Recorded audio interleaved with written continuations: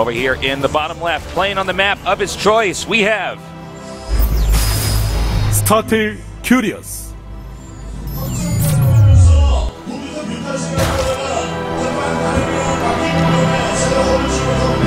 And over here in the upper right, we have our Casper player. He is SK Telecom T1 Sue.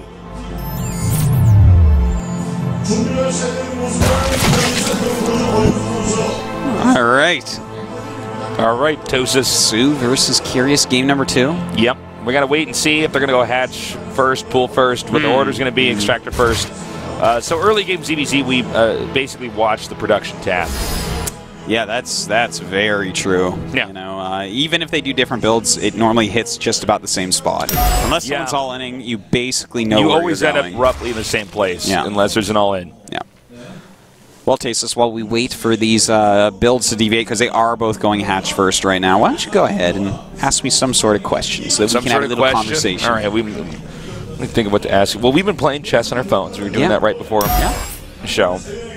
How are you liking playing chess? It's really fun. It's really I haven't played chess in like a really long time. I'm really bad though. It's just kind of sad. But yeah, I was in a chess club in high school, but it was like my high school required you to be in a club.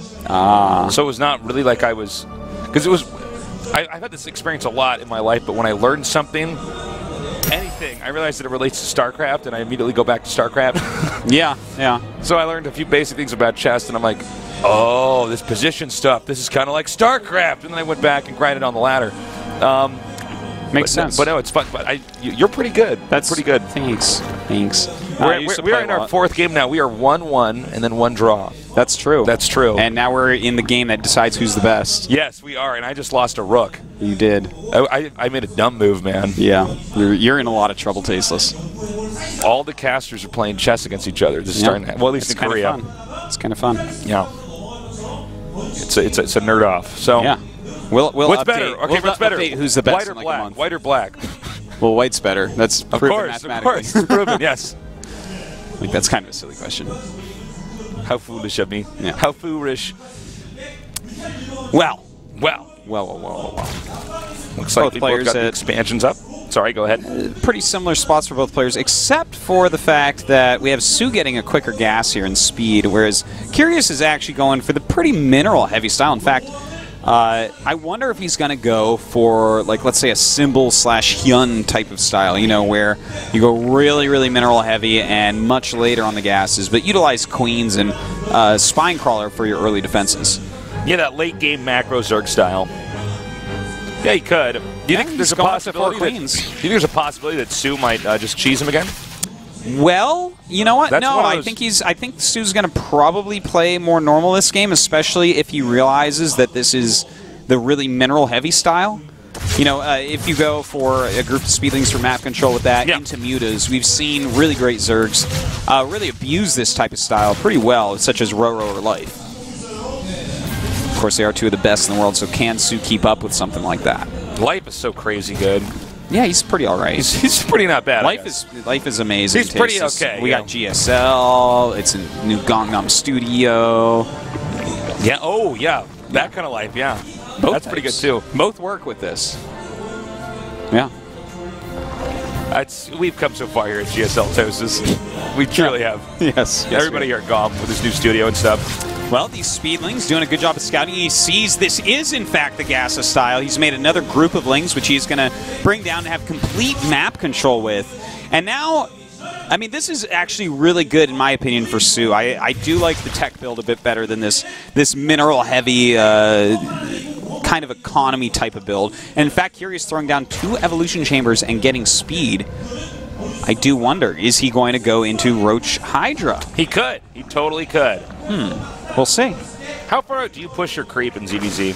Well, that is an interesting question. One with I don't think we've ever really talked about this. Well, at GSL. You know, it's hard to say exactly where you want it. Like, for instance, let's say that I am going Speedling Muta, and my opponent is going Roach Hydra.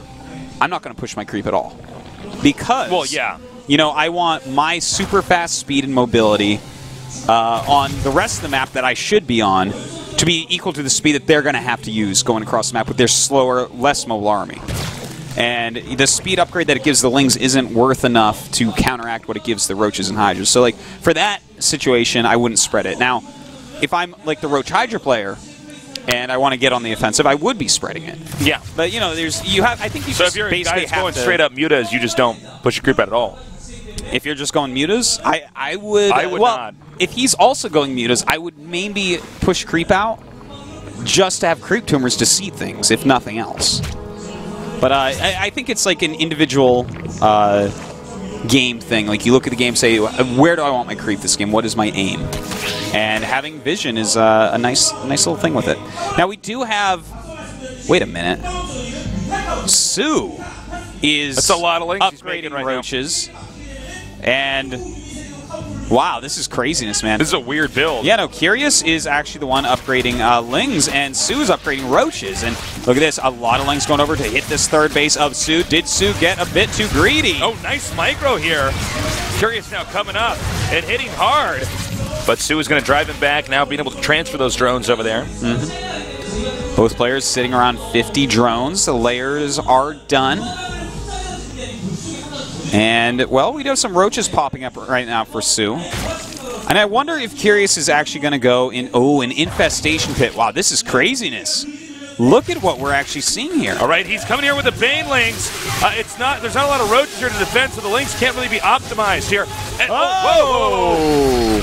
He's got to be so careful, Sue does, with these Lings. He is brushing up on those Banelings, man. Well, it looks like he's going to... hatchery is a no-go. Yeah, that hatchery absolutely is going down. A lot of Roaches on the way. And you know what we might possibly see? If we see Swarm Host, I'm going to freak out because it's going to be so awesome. I'm going to have a nerdgasm. Because if you're playing against like a Roach Ling army, I guess Swarm Host might be good. We haven't seen a lot of Swarm Hosts in ZVZ, but I think he's probably going to go for Infestors or possibly even up to Hive right away. Okay, right, it is Infestors. Darn. Rats. Phooey. Phooey patooey. We got more Lings and Roaches being cranked out right now. And this game is heated up pretty quickly. Well, it's looking kind of like a Wings of Liberty game, really. No one going for any sort of Spire play. Which is okay. Yeah. Looks like he's going to be able to deny that drone from getting over there and escape. But another drone also just so happens to be mining minerals, so he can still make a hatch there if he needs to right away. Curious taking his third base. Can he keep that up? It looks like Sue is going to want to put on some pressure with these Roaches. He has quite a few, 25 in fact. Curious, in the meantime, a lot of Lings out, and he is about to have 7 Infestors, so that's definitely going to help out against this attack, but will it be enough to hold that third? All right, he's taking out those Roaches with ease right now.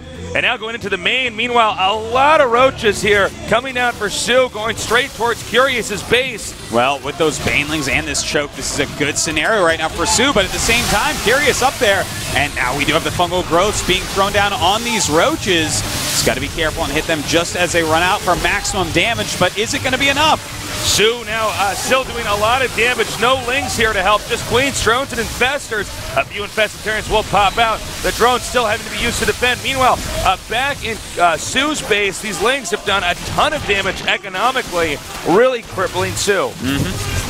This is actually really back and forth, but with 13 drones against 47, as we're showing there, you know, Sue, even though he's had a very successful attack over here with the Roaches, has taken far too much damage, and I don't really see a way for Curious to actually end up losing this game.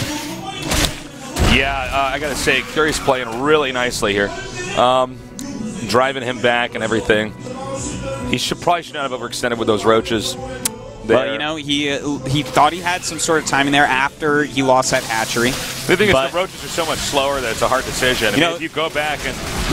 I think one of the problems is he didn't have any Banelings at home to defend. You know, if your opponent is going for mass upgraded Lings and you move out with Roaches, normally you leave a Baneling or two on top of the ramp to actually to snipe them out.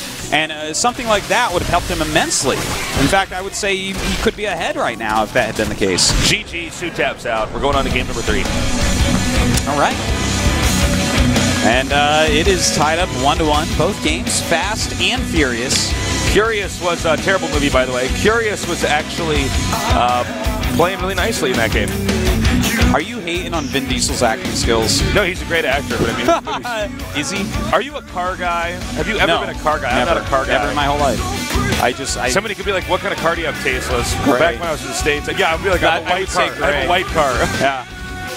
Like, no, what type? I'm like, it's kind of squarish. It's probably German, I don't know. Yeah, it's a German car that I have. It has a hole in the floor.